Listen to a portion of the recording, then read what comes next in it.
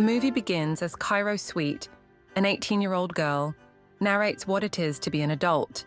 She lives alone in her house because her parents, who are lawyers, are permanently abroad.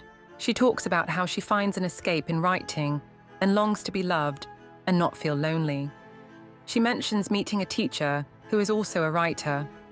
Cairo walks into class where Jonathan Miller, a literature teacher, is already in, even though the class won't start for another hour.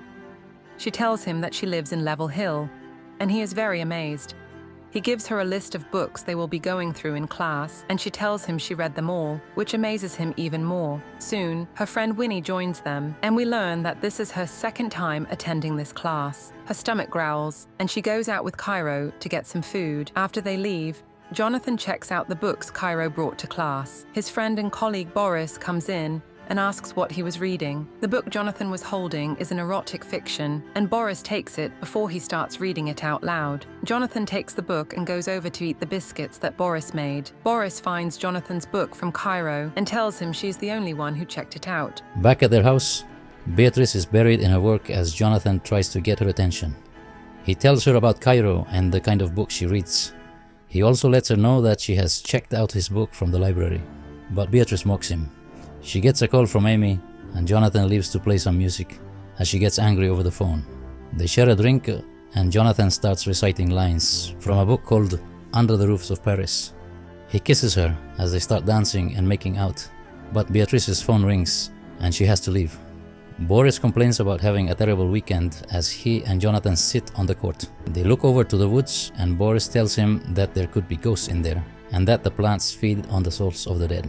Cairo walks out of the woods and greets them. Both of them keep asking her questions, and Boris offers her some biscuits before he leaves, mocking Jonathan. Jonathan asks if she doesn't get scared walking through the woods by herself, but she tells him she's the scariest thing in there. As Boris walks into the hallway, Winnie stops him and starts teasing him. He stops and talks to her as she tells him she wants to be in his class, and he can tutor her. Cairo watches them converse from a corner.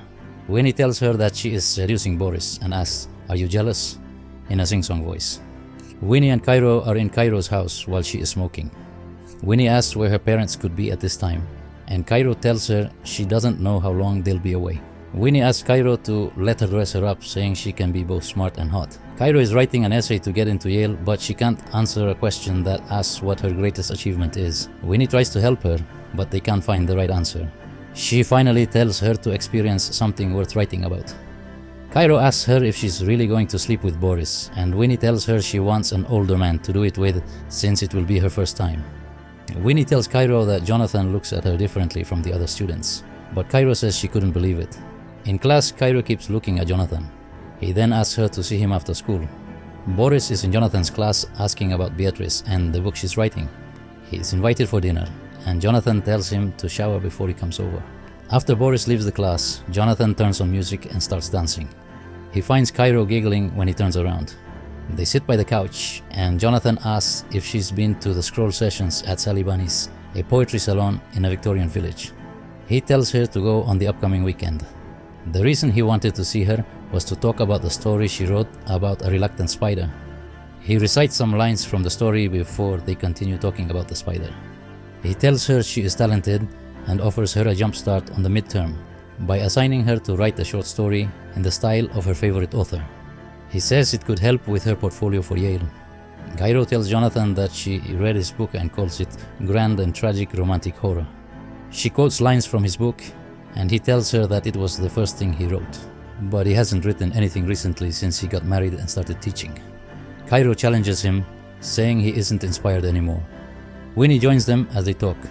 Boris, Jonathan, and Beatrice go out for dinner, where Winnie is the waitress. Beatrice asks why their order hasn't been served yet, and Winnie offers them drinks. Boris and Winnie sneer at each other, and Winnie calls Jonathan a boring teacher, which makes Boris laugh. Jonathan tells Beatrice that Winnie is Cairo's friend before they discuss her. Beatrice tells Jonathan that he's better at teaching than writing, and that it isn't for him. Both tell him that it's not because he can't write, but because he stopped writing and chose to teach. Jonathan is offended. On Saturday, Cairo goes to the poetry place Jonathan suggested, hoping to find him there. Soon, Jonathan joins her. She asks if he knows all the people there and if what they're doing is like group therapy. A man named Elliot starts reciting a play and they all listen. After the play, Jonathan and Cairo are outside. He asks if she thought it was going to be bad and she giggles, saying yes. Boris and Jonathan are sitting in their usual spot when Cairo brings them coffee. Boris offers her a biscuit he made and she suggests he sell them to raise money for his team, offering to help with Jonathan at school. Jonathan gets a text from Beatrice suggesting they go on a trip for the weekend. Cairo and Winnie visit Jonathan's class and find him hurrying to leave. He tells them about the trip with his wife. Cairo asks him for approval on the author she chose for her midterm, and they talk briefly before he leaves. Winnie mocks Cairo for the way she talked to Jonathan, getting on his desk as Boris walks in. He overhears them and agrees with the biscuit idea, asking both to help. Winnie stops him, asks for his number, and playfully hides his phone in her chest before giving it back. Jonathan is waiting for Beatrice to finish work when he gets a call from Cairo. He happens to have her phone in his bag, and she asks him to drop it off at her place. When he arrives, it's raining. He asks Cairo to join him in the rain and they share a kiss. Later, Cairo sits at home, reminiscing, while Jonathan feels awkward at home with Beatrice. Beatrice apologizes for cancelling their trip because of work. Jonathan receives Cairo's midterm assignment and reads it outside. It's an intimate story seemingly about their relationship, which makes him uncomfortable. He pleases himself while reading the story. On Monday, Cairo waits for Jonathan in his class, but he greets her coldly. He tells her she needs to choose another author because her story is inappropriate. She explains that it's about them, but he insists she write a new story or he'll fail her. Cairo pleads with him to stop treating her like a stranger and tell her what he really means. Jonathan tells her to rewrite the story or face failure. He feels foolish and calls her a child. In response, Cairo insults his writing, calling him a nobody, impotent and mediocre, while crying. She walks out heartbroken, comparing the pain to a car crash. Cairo goes home, drinks and cries with Winnie by her side. Jonathan tells Beatrice about his conversation with Cairo and her inappropriate story. Beatrice eagerly asks to read it. After reading it, she makes Jonathan repeat how Cairo described him in the story. Meanwhile, Cairo asks Winnie to text Boris, pretending she's drunk. Jonathan recites lines from Cairo's story as Beatrice initiates intimacy.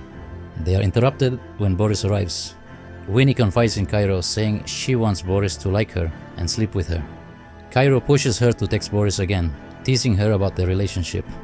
Later, Cairo sends the midterm story to the school principal. Beatrice receives a call from the principal and hands it to Jonathan.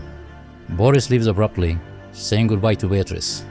Jonathan learns that the principal received Cairo's story and fears she might make allegations that could cost him his job. Beatrice asks if anything inappropriate happened between them, emphasizing the risks. The following days, Cairo doesn't show up to school, and Winnie looks sad.